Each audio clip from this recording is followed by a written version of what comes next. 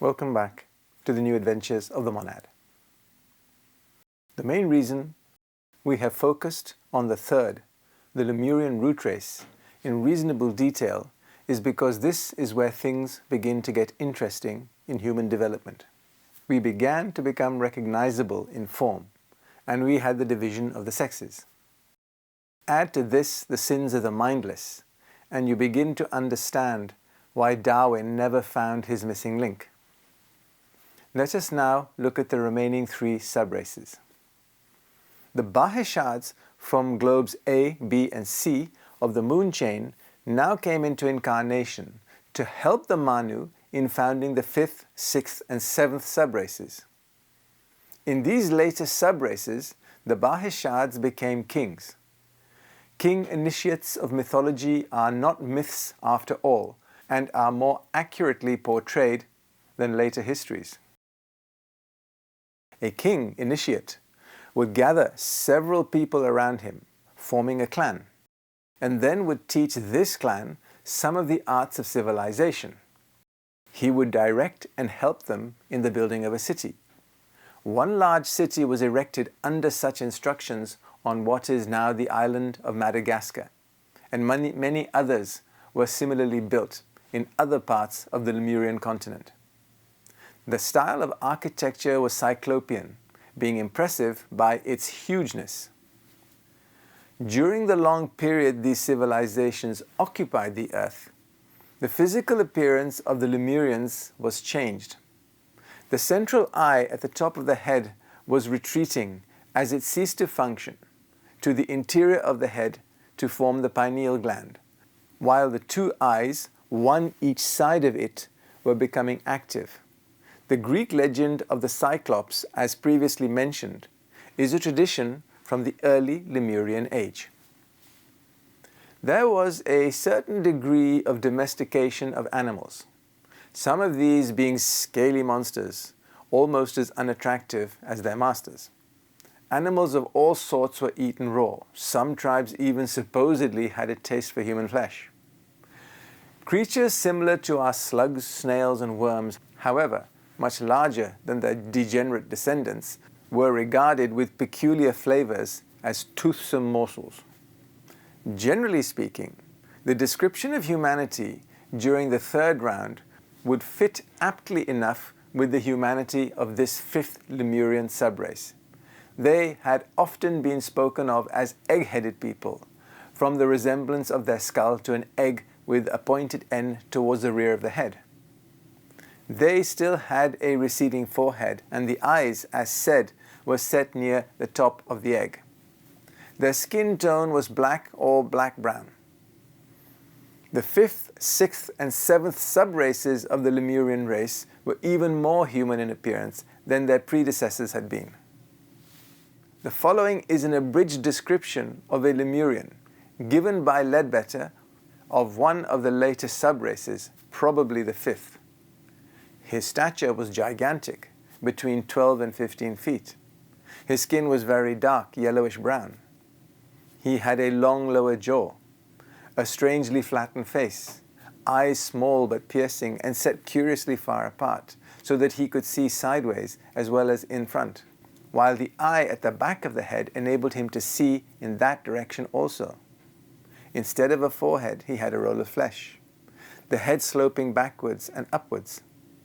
Arms and legs, especially the arms, were longer in proportion than ours, and could not be perfectly straightened at the elbow or knees. Hands and feet were enormous, the heels projecting backward. The figure was draped in a loose robe of skin, something like rhinoceros hide, but more scaly. Around the head, on which the hair was short, was twisted another piece of skin to which were attached tassels of bright red, blue, and other colors. In his left hand he held a sharpened staff, about 12 to 15 feet long. In his right hand was twisted the end of a long rope made of a creeping plant, by which he led a huge and hideous reptile, somewhat resembling a plesiosaurus. The appearance of the man gave an unpleasant sensation, but he was not entirely uncivilized, being an average commonplace specimen of his day. Many were even less human than the individuals here described. Men of the 6th subrace were remarkable chiefly for their color. They were no longer black or brown-black like the 5th subrace, but blue-black, shading towards the end of the race into a rather vivid blue. They still showed a trace of egg-headedness due to the retreating forehead. The people on the island of Bougainville are acknowledged to have the darkest skin today. Having lived in Papua New Guinea for 4 years, I can attest to the fact that their skin is indeed dark and blue-black. While the 6th subrace was developing, a large number of initiates and their disciples were sent off from the interchain nirvana to the earth to help the Manu of the 4th root race by incarnating into the best bodies he had evolved so far. The very best bodies were given to those who had repaid their karma, the occupants being consequently able to improve them and to get out of them everything which they were capable of yielding. These Arhats, 46, and their pupils worked under the Baheshards and the Manus of the 3rd and the 4th root races, the 7th subrace being evolved with their help. The 7th subrace, beginning as grey-blue, passed down through various grey shades into a kind of grey-white. A fair idea of what a 7th root racer may have looked like can be gleaned from the statues that remain on Easter Island.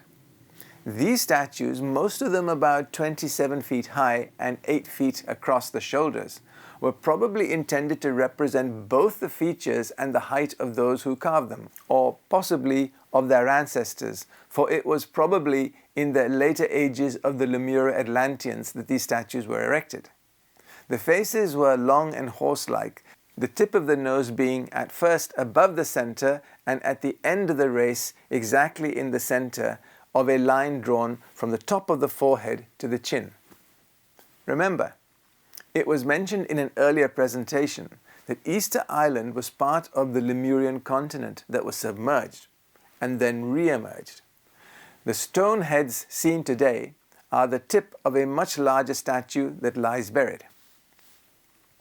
The forehead was still a mere roll of bone, though growing a little higher towards the end of the subrace. Like the 6th subrace, they still exhibited a trace of egg-headedness owing to the retreating forehead. They had thick, clumsy lips and broad, flat noses. Some of these characteristics are still among some tribes today, but are not as pronounced in character. Over time and succeeding subraces, the stature of the inhabitants of Globe D had perceptibly decreased and the appearance of the hands, feet and limbs had become more like those you see today. The humanity of the later 6th and 7th subraces were great builders in a rough cyclopean fashion, and they also had a certain crude idea of art. They developed an important and long-lasting civilization, and for thousands of years dominated most of the other tribes who dwelt on the vast Lemurian continent. Even at the end, when racial decay seemed to be overtaking them, they secured another long lease of life and power by intermarrying with the Remoals, the first Atlantean subrace.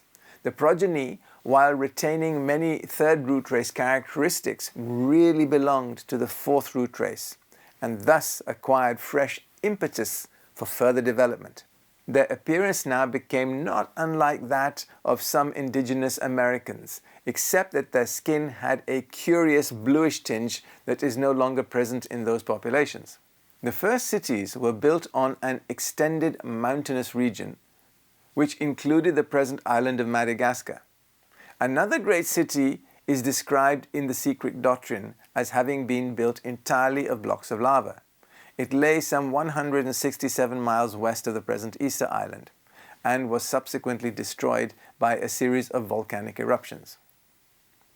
No race of pure Lemurian blood now exists, though the Pygmies of Central Africa appear to represent a long isolated fragment of the 4th subrace, decreased to their present stature during millions of years following that curious law, which appears to impose diminution of size upon the last relics of a dying race. Most Bantu African tribes in Africa have a considerable admixture of Atlantean or fourth root race blood. In the case of the Zulus, for example, we have in general appearance a close analogue of the second subrace of the Atlanteans, the Svati, although the color and some of the faces are Lemurian. Diminutive remnants of the third root race may be recognized also in the Aborigines of Australia, the Andaman Islanders, some hill tribes of India, the Tierra del Fuegans, and the Bushmen of Africa. The monads inhabiting these bodies today all would have causalized on the Earth rather than the moon chain. Although anthropologists classify these tribes as being some of the oldest civilizations, they are, in fact, the youngest. Many of these tribes are dying out, sterility again being very prevalent amongst them.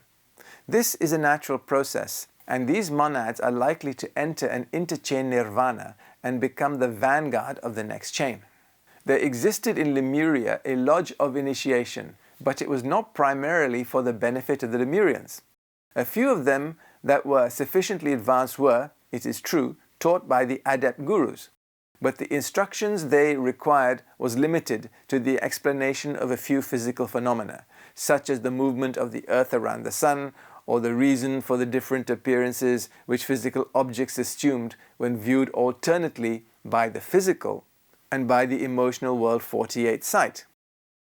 The lodge, however, was intended primarily for those entities who had come from Venus and who, while helping to direct evolution on the Earth, were at the same time pursuing their own evolutionary development. That brings us to the end of our look at the third root race. In the next presentation, we start by looking at the most significant event to occur in our chain, the coming of the Lords of Venus. See you next time. Thank you.